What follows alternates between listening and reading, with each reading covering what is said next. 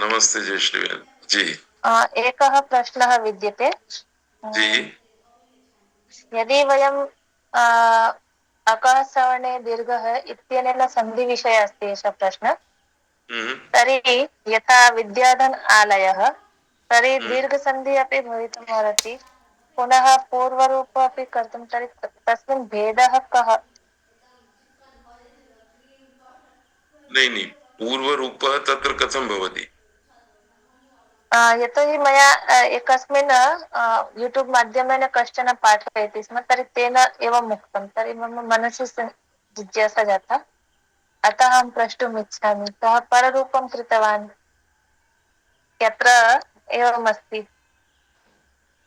अयं कलियुगः प्रवर्तते, सर्वे स्वात्मानं पंडितं मन्यमानाः यथेष्टं यूट्यूब मध्ये विचरन्ति, ज्ञानमपि प्रसरन्ति, प्रसारयन्ति, अज्ञानमपि प्रसारयन्ति। यानी अतः सर्वासां शङ्कानां समाधानार्थं पाणिनिः एव अस्माकं शरणं वर्तते। अष्टाध्याय्याम् एकः पूर्वपरयोः इति अधिकारः प्रवर्तते।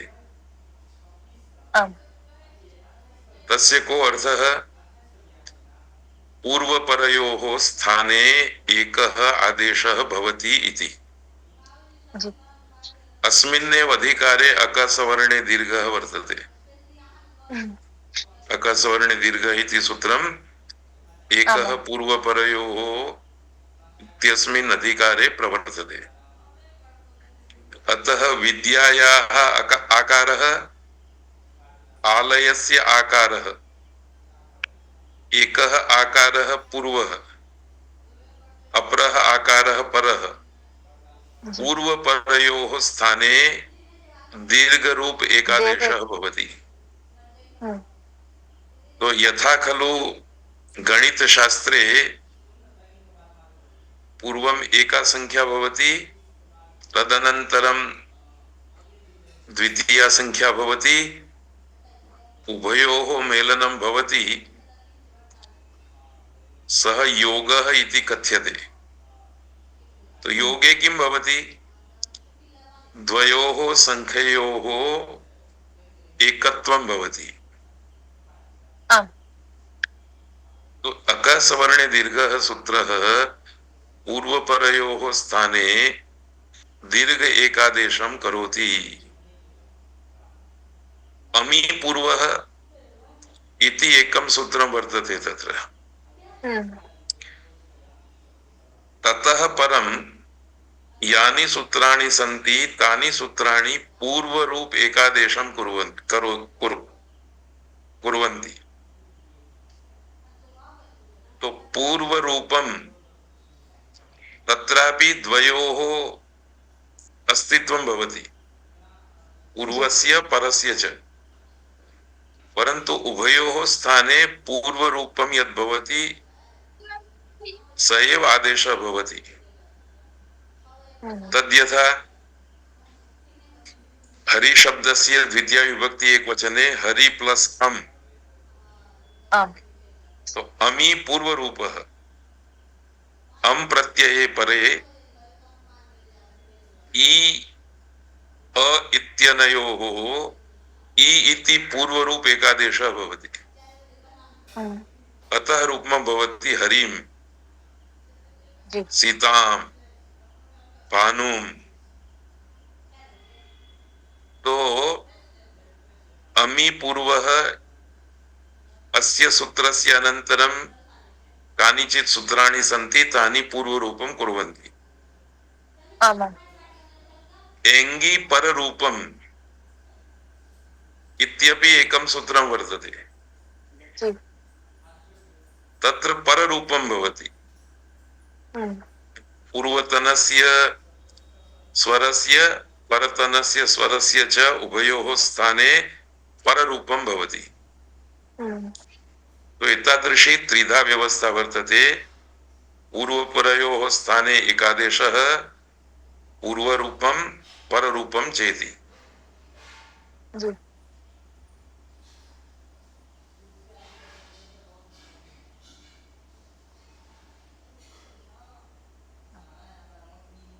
धन्यवादः गुरुदेव।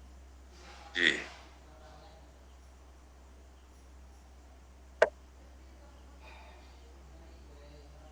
अन्यः अपि कश्चित् किमपि प्रष्टुम् इच्छति चेत् प्रष्टुं शक्यते। अद्य तु वयं संवादमेव कुर्मः।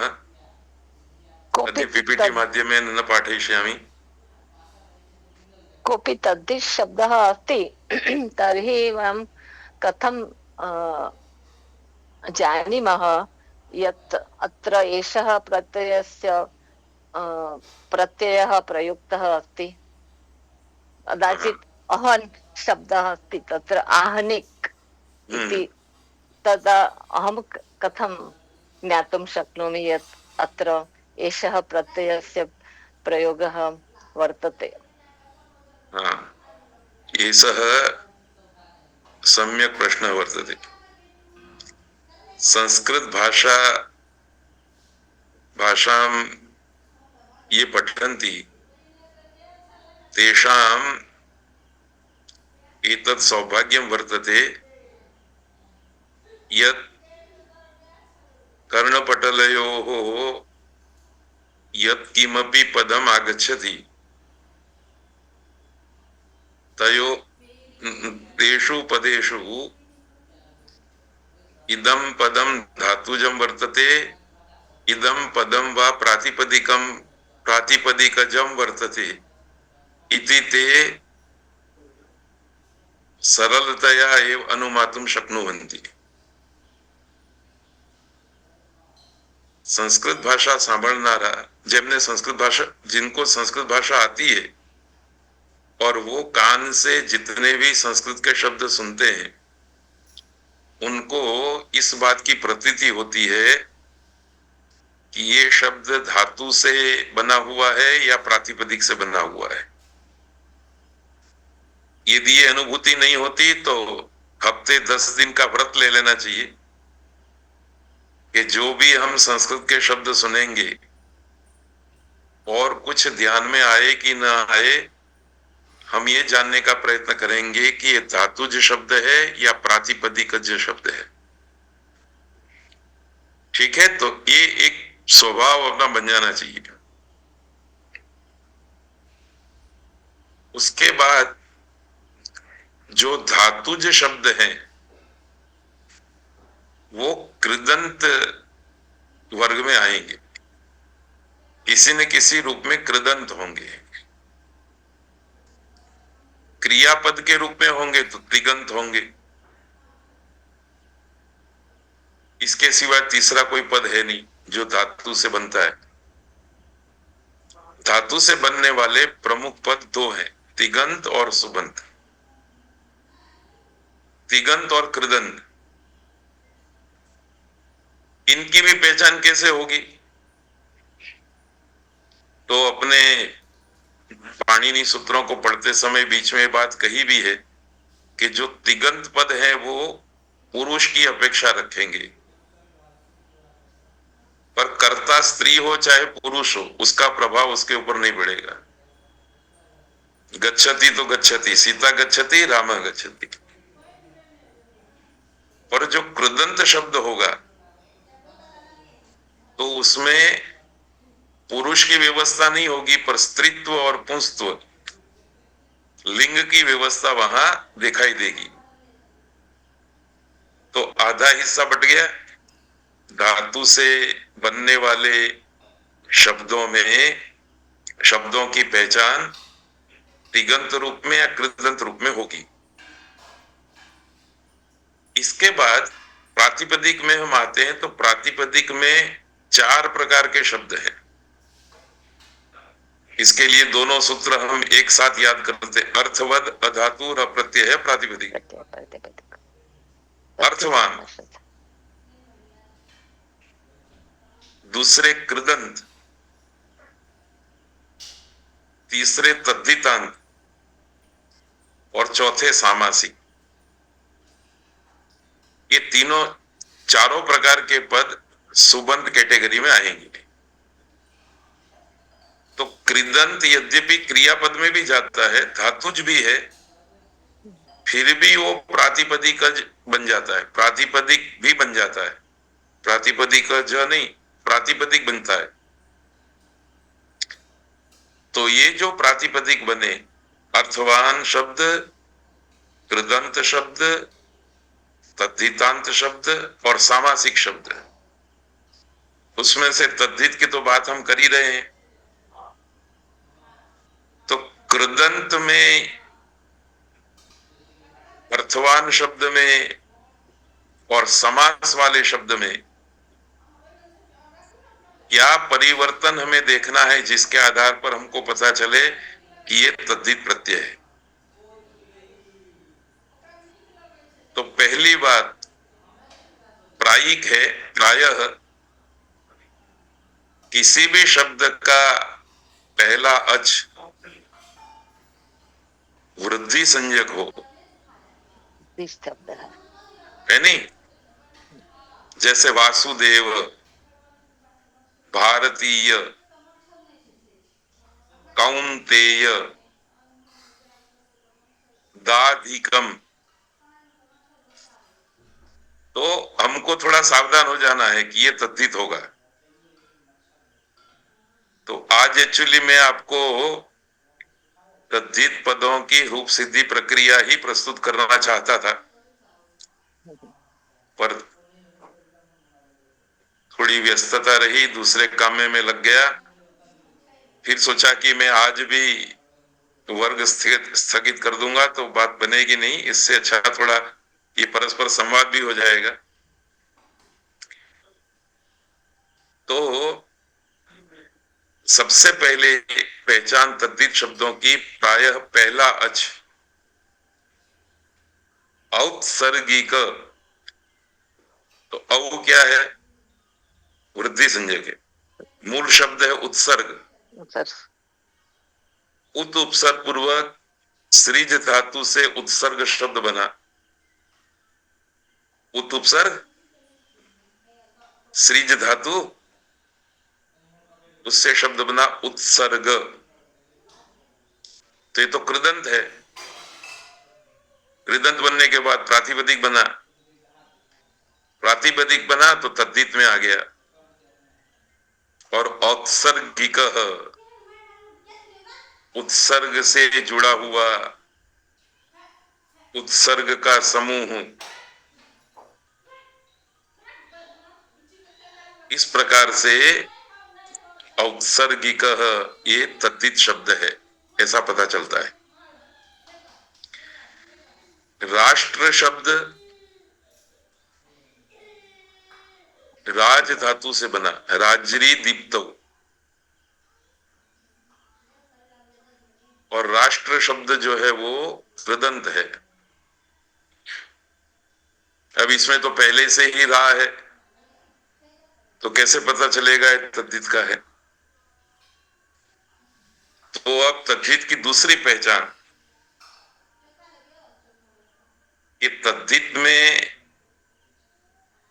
अंत के भाग में,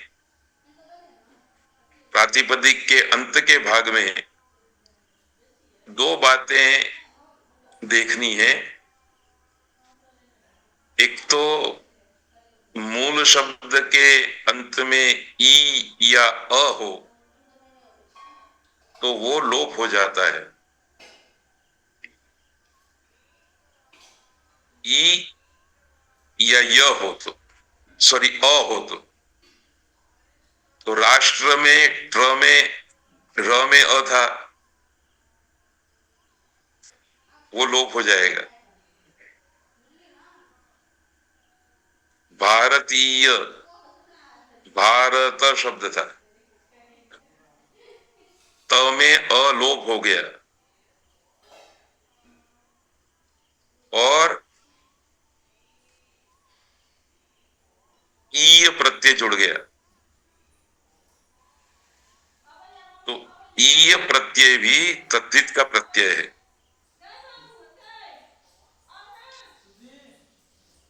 तो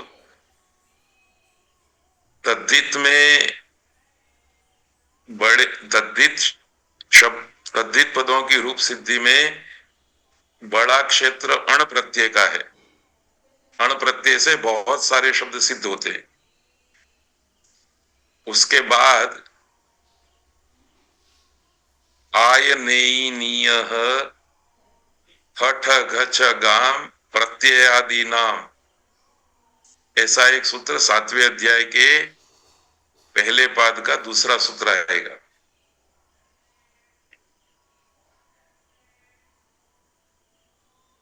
तो उस सूत्र में आयन, ईय, इस प्रकार के तद्धित प्रत्यय आदेश कहे गए हैं। मैं आपको याद दिलाऊं कि कृदंत में नूल और ल्युट ऐसे दो प्रत्यय की चर्चा हम करते आए, और उस समय एक सूत्र 7वें अध्याय के पहले पाद का पहला सूत्र यू और नाकऊ, तो वो क्या करता है, धातु से आने वाले यू और वू को अन और अक आदेश कर देता है। ये ट्रांसफॉर्मेशन कृदंत पदों का है। धातु से नूल और ल्युट प्रत्यय आते हैं और अन और अक हो जाते हैं। ठीक इसी सूत्र के नीचे ये सूत्र है। इस सूत्र के अंदर तद्धित में कहे हुए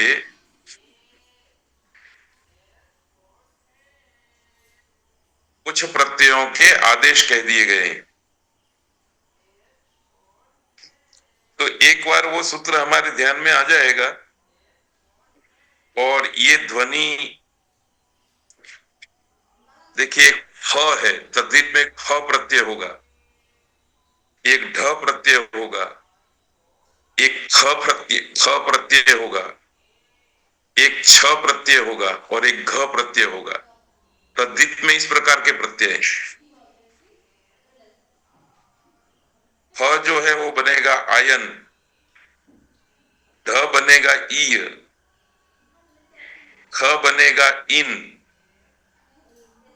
छ बनेगा ईय दीर्घ ई, और घ बनेगा ह्रस्व ई। तो आयन, एय, इन, ईय और ह्रस्व ई, ये अंत में आए तो अपने को सावधान होना है कि तद्धित प्रत्यय होंगे।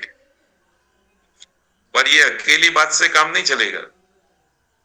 इसके साथ ये भी याद रखना है कि मूल शब्द का अंतिम अ और ई, उसका भी अदर्शन हो जाने वाला है। मूल प्रातिपदिक के अंतिम अ ई हट जाएंगे और उनके स्थान में आयन का अ बैठ जाएगा। जैसे गार्गायण, तो मूल शब्द है गर्ग, दीर्घ हो गया गा, इसके ऊपर से पता चलता है तद्धित शब्द है। और गर्ग, दूसरा जो ग था उसमें से अ का लोप हो जाएगा, और आयन ख प्रत्यय होगा, सॉरी फ प्रत्यय होगा, उसका आयन होकर के बन जाएगा गार्गायण। गर्गस्य अपत्यम गार्गायण, गर्गस्य गोत्रापत्यम गार्गायण। तो बहुत थोड़े से अभ्यास से अपने को पता चल जाता है कि तद्धित प्रत्यय है। तद्धित में समस्या केवल मात्र एक ही है कि तद्धित प्रत्यांत शब्द के अनेक अर्थ हैं। तो उन अनेक अर्थों का स्मरण भी हम रखते हैं, पर तद्धित प्रत्यांत शब्द जहां प्रयुक्त हुआ होगा उसके आगे पीछे का संदर्भ देख करके हमें उसका अर्थ करना पड़ेगा। तो मैं कई बार उदाहरण देता हूं कि स्त्री या पुरुष ही भारतीय नहीं होते, पर शर्ट भी भारतीय होता है, टुवाल भी भारतीय होता है, जूते भी और पतंग भी भारतीय होते हैं, और अस्त्र शस्त्र भी भारतीय होते हैं, विचार भी भारतीय होते हैं। तो अब आप पता कीजिए कि भारतीय शब्द के कितने अर्थ है। भारत में बना हुआ, भारत में उत्पन्न हुआ, भारत में जन्मा हुआ, भारत में बढ़ा हुआ, ऐसे कई अर्थ तद्धित में आ जाते हैं। और नए शब्दों के निर्माण के लिए तद्धित बहुत उपयोगी है, कृदंत भी उपयोगी है और तद्धित भी उपयोगी है।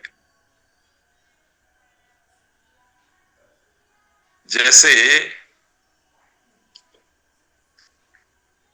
दही तो प्रसिद्ध वस्तु है, पदार्थ। परंपरागत रूप से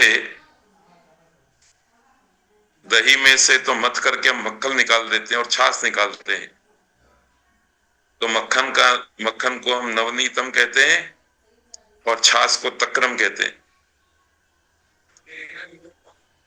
पर उस दही से जो जो कुछ बनाया जा सकता है, उसका नाम देने के लिए दाधिकम शब्द आ जाएगा। तो ये तो हमारा संगठन दृढ़ नहीं है और कोई केंद्रीय व्यवस्था नहीं है, नहीं तो कढ़ी की संस्कृत क्या करेंगे।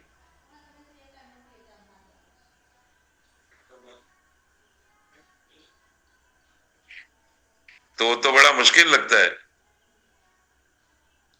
किसी भी संस्कृत विद्वान को हम पूछे कि कढ़ी की संस्कृत बोलो, तो वो अपने अपने हिसाब से देंगे। पर क्योंकि वो दही का संस्कृत रूप है, तो ददना संस्कृतम दाधिकम, तो दाधिकम शब्द को हम कढ़ी के लिए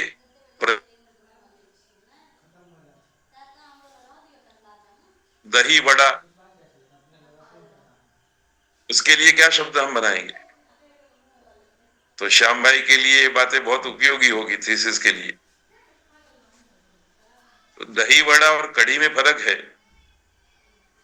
दही वड़ा में तो दही और वड़ा दो शब्द है, तो दो शब्दों का एक नाम बनाने के लिए समास वृत्ति हमको खींच ले जाती है अपनी ओर, और नया नाम बनाना होगा तो समास का उपयोग करेंगे।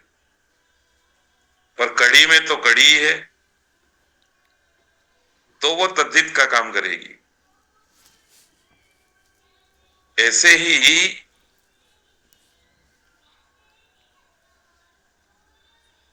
ऊन से बना हुआ, कपास से बना हुआ, कार्पासम वस्त्रम, तो ये तद्धित इस प्रकार से हमको नए शब्द निर्माण करने के लिए सुविधा कर देता है। पर चूंकि इसके अनेक अर्थ होते हैं, अर्थ छाया होती है, तो क्या करेंगे।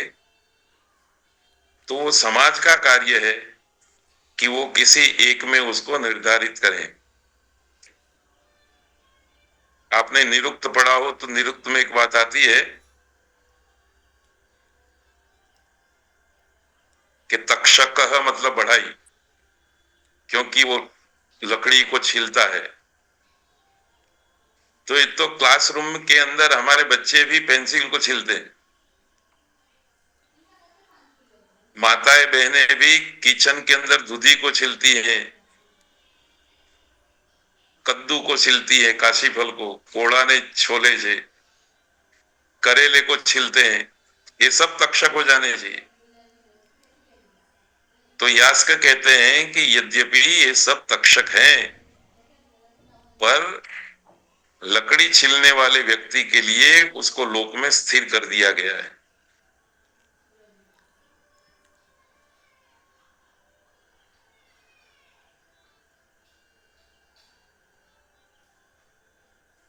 के लिए बात आनी चाहिए। तो कई लोग आक्षेप करते हैं कि संस्कृत भाषा मृत भाषा है। तो मृत भाषा का मतलब क्या होता है?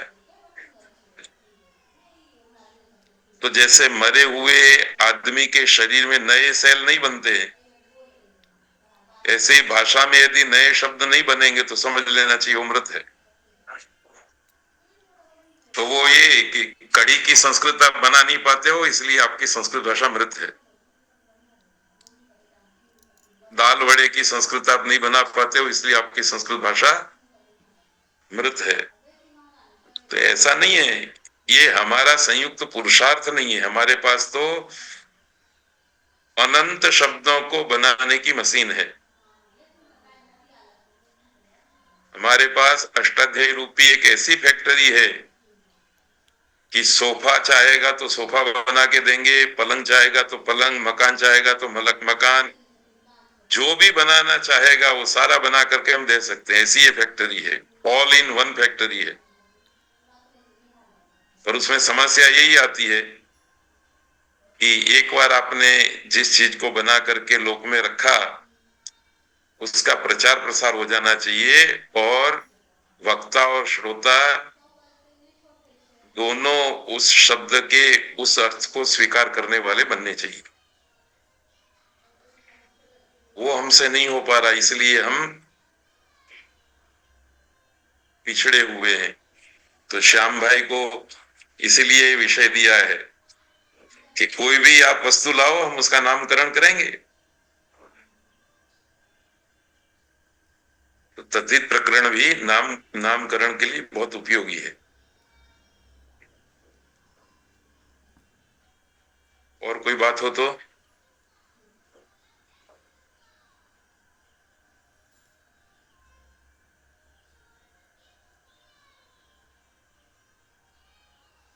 कौशल जी भी जुड़ते रहे हैं। कौशल जी का पहले कभी परिचय नहीं हुआ है। कौशल नाम से जुड़े हुए हैं। जी जी जी महोदय, प्रणाम महोदय। प्रणाम बा। आप कहाँ से जुड़ते हैं? मैं दिल्ली से हूँ जी। अच्छा अच्छा, वाह, ठीक है। तो चलिए, हमारे लिए तो आनंद और गौरव की बात है कि आप जैसे लोग भी दूर से जुड़ते रहते हैं। जी जी अब एक कौशल भी शब्द तद्धित का है जी नहीं, तो वो अपने आप स्वाद हो जाएगा। इसलिए मैं पढ़ाते पढ़ाते कभी हंसी मजाक में कहता था कि जो लोग हॉस्टल में रह करके जीवन बिताए हैं ना, उनको तो रोटी में कंकड़ आते हैं तो भी मालूम नहीं पड़ता। पर माँ के हाथ की रोटी खा करके जो बड़े हुए हैं, उनको तो किसी गेहूं के दाने का कोई बड़ा कण भी आ जाता है ना, तो तुरंत उसको पता चल जाता है कि आज आटे के अंदर कुछ आया। तो आजकल संस्कृत जगत में सब हॉस्टल वाले लोग हैं, तो पूरी रोटी खाते हैं, उनको पता ही नहीं चलता है कि तद्धित आया है, कृदंत आया है कि तिगंत आया है, क्या है। पर पाणिनि हम पढ़ेंगे तो हमारे पास ये योग्यता आती है कि अपने आप शब्द को सुनते ही ये वो तद्धित है, कृदंत है, तिगंत क्रियापद है, उसका पता चल जाता है अपने आप। ठीक है, खंजन बेन तो बहुत दूर से जुड़ती रहती है। परन्तु एषः प्रत्यय अत्र प्रयुक्तः अस्ति इति तु अभ्यासेन वयं ज्ञातुं शक्नुमः न। अतः अभ्यासेपि अभ्यासो नाम स्वानुभवः भवति। अभ्यासस्य एकः अर्थः वर्तते स्वानुमानम्। अनुमानेनापि ज्ञातुं शक्यते। अनुभवः गच्छता कालेन भवति, अनुमानं तु प्रथम दिवसादपि भवितुम् अर्हति। तो पूर्वम् अनुमानं भवतु, तदनन्तरम् अनुभवः भविष्यति एव। तो अनुमान करने के लिए ही ये बात है कि सबसे पहले एक तो प्रातिपदिक से जन्मेगा तो तद्धित होगा, है नहीं? अब प्रातिपदिक में भी कृदंत भी प्रातिपदिक है, तो वो थोड़ी समस्या रहती है। तो तद्धित में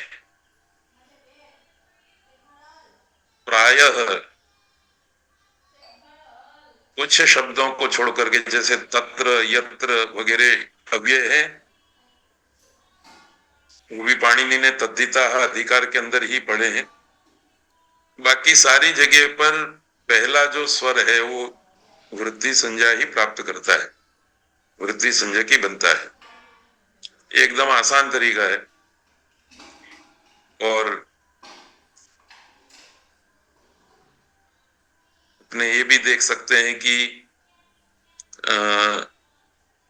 प्रातिपदिक का यदि झटिति स्मरण हो जाता है तो प्रातिपदिक में तो पहला स्वर वृद्धि संज्ञक नहीं है, इस शब्द में क्यों वृद्धि संज्ञक हो गया, तो अपने आप कल निकल आएगा कि ये तद्धित है।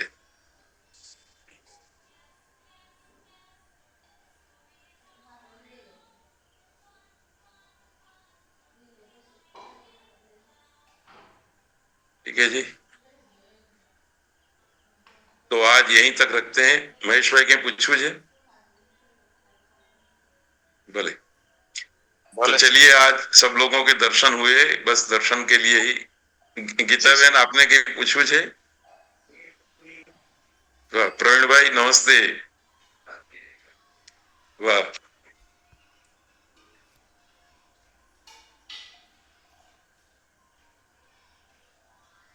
તમે મ્યુટ છો, અનમ્યુટ કરો તો સંભળાશે। અનમ્યુટ કરો। हाँ हाँ जी अजय जी। जी वो मैं पुराना जो सूत्र है इस पे मुझे ख्याल नहीं है, वो मैं पूछना चाहता हूँ। हाँ, कौन सा? वो है तत्रोपपदम सप्तमीस्थम। हाँ, तत्रोपपदम सप्तमी स्थान। जी जी जी, इसको उदाहरण के साथ समझना है। हाँ। तो देखो, ये कभी कभी प्रोफेसर की परीक्षा प्रश्न निकालने वाले काम से भी होती है। आप प्रश्न पत्र देखो, उसमें जो प्रश्नावली होती है उसको देख करके पता चलता है कि ये जो प्रोफेसर ने प्रश्न पत्र निकाला है वो कितने पानी में है। तो प्रवीण भाई ने बहुत अच्छा ये प्रश्न किया है। इसको हम सोपानशः ऐसे समझेंगे कि अष्टाध्यायी के सूत्रों में सप्तमी विभक्ति का प्रयोग अनेक बार किया गया है, पहले अध्याय से लेकर के 8वें अध्याय तक। ठीक है, ये पहली बात। पर हम किसकी बात कर रहे हैं? अष्टाध्यायी के सूत्रों की, लोक भाषा के वाक्यों की बात नहीं कर रहे। जी ठीक है। दूसरी बात, हाँ, पाणिनि ने सप्तमी विभक्ति का प्रयोग 3 अर्थों में किया है। एक पर सप्तमी के रूप में, अर्थात जिस शब्द के अंदर सप्तमी विभक्ति का प्रयोग किया है उसके पर में रहते, ऐसा अर्थ आपको सूत्र का अर्थ करते समय करना है। जैसे अची, तो अच्छी में सप्तमी विभक्ति है, इको एणची सूत्र में। हाँ तो वहां अची का अर्थ करेंगे अच के पर में रहने पर। ठीक है, तो ये पर सप्तमी हो गई। दूसरी सप्तमी विभक्ति का प्रयोग किया विषय में। तो विषय का मतलब यह है कि अभी भले वो संदर्भ न हो, पर भविष्य में भी यदि ऐसा आने वाला है तो ऐसी शर्त बताने के लिए विषय सप्तमी का प्रयोग करते हैं। जैसे दूसरे अध्याय के 4थे पाद में एक सूत्र है आर्ध धातु के, सूत्र क्या अधिकार सूत्र है आर्ध धातु के। तो आर्ध धातु के में सप्तमी विभक्ति है, तो उसका अर्थ हुआ कि आर्ध धातु के विषय में। तो होता यह है कि भू धातु का नहीं, अस धातु का भू आदेश हो गया। अभी जो प्रत्यय आया है, लिट प्रत्यय अथवा कोई भी लकार प्रत्यय, उसकी अभी आर्ध धातुक संज्ञा नहीं हुई, पर भविष्य में आर्ध धातुक संज्ञा होने वाली है। तो जब आर्ध धातुक संज्ञा होगी तब तक राह नहीं देखनी है, अभी आप अस के स्थान में भू आदेश कर दो, तो वो विषय सप्तमी है। ठीक है। ठीक है जी।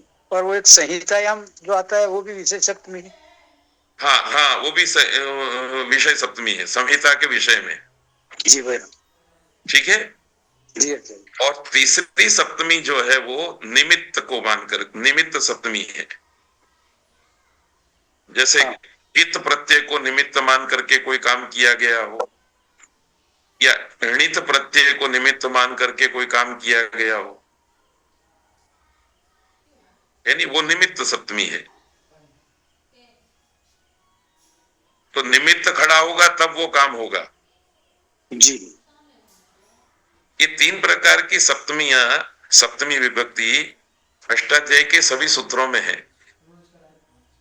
हाँ है। तीसरे अध्याय के पहले पाद में तत्रोपपदम सप्तमी स्थम ये सूत्र रखा, और इस सूत्र से व्यवस्था की कि इसके आगे के सूत्रों में सप्तमी विभक्ति वाला जो पद होगा वो उपपद में होगा, उपपद को सूचित करने वाला होगा। तो जैसे अच्छी का अर्थ आप क्या करते थे, कच्छ पर में रहते। संहितायाम का अर्थ क्या करते थे, संहिता के विषय में। तो तीसरे अध्याय के दूसरे पाद का पहला सूत्र है कर्मणि अण। ठीक है। जी अजय। तो कर्मणि में सप्तमी विभक्ति है, उसका अर्थ क्या करेंगे, कर्म के उपपद में रहते। हाँ। ठीक है। तो तीन सप्तमी थी वो कैंसिल हो गई। ऐसा अर्थ नहीं करना है कि कर्म के पर में रहते, कर्म के विषय में, या कर्म के निमित्त होने पर। अच्छा। पर वहां क्या अर्थ करना है, कर्म उपपद में रहते। ठीक है जी। ऐसे एक सूत्र है सुपीस्थम, सुपीस्थः। तो सुपी सप्तमी विभक्ति है, सुप्रत्यय है, तो उसका अर्थ क्या करेंगे, परे रहते तो नहीं होगा, इसमें भी ऊपर है। हाँ, सुप अकेला नहीं दिखाई देता, इसलिए वो किसी न किसी के अंत में आता है, इसलिए सुबंत कहेंगे। तो सुबंत के उपपद में रहते।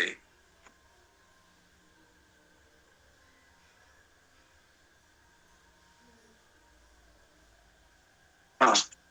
ठीक है जी। तो तत्रोपपदम सप्तमी स्तंभ सूत्र के नीचे जो भी सूत्र पढ़े हैं दूसरे अध्याय के, नहीं तीसरे अध्याय के दूसरे पाद के सूत्रों तक, वहां जो भी सप्तमी विभक्ति आएगी वो उपपद अर्थ वाली होगी, वो उपपद का सूचन करने वाली होगी।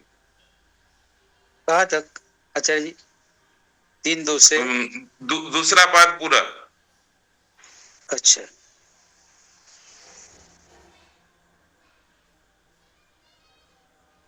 जी अच्छा। उसमें जो लकार प्रत्यय है उसमें तो ये बात आएगी नहीं। नहीं।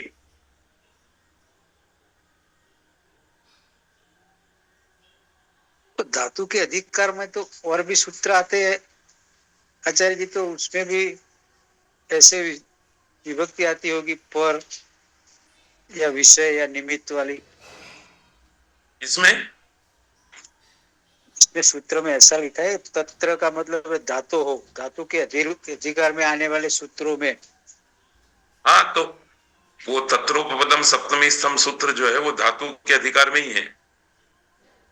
तीसरा अध्याय जो है वो धातु के अधिकार में ही है, इसलिए मैंने वो बात कही नहीं। हाँ हाँ। ठीक है।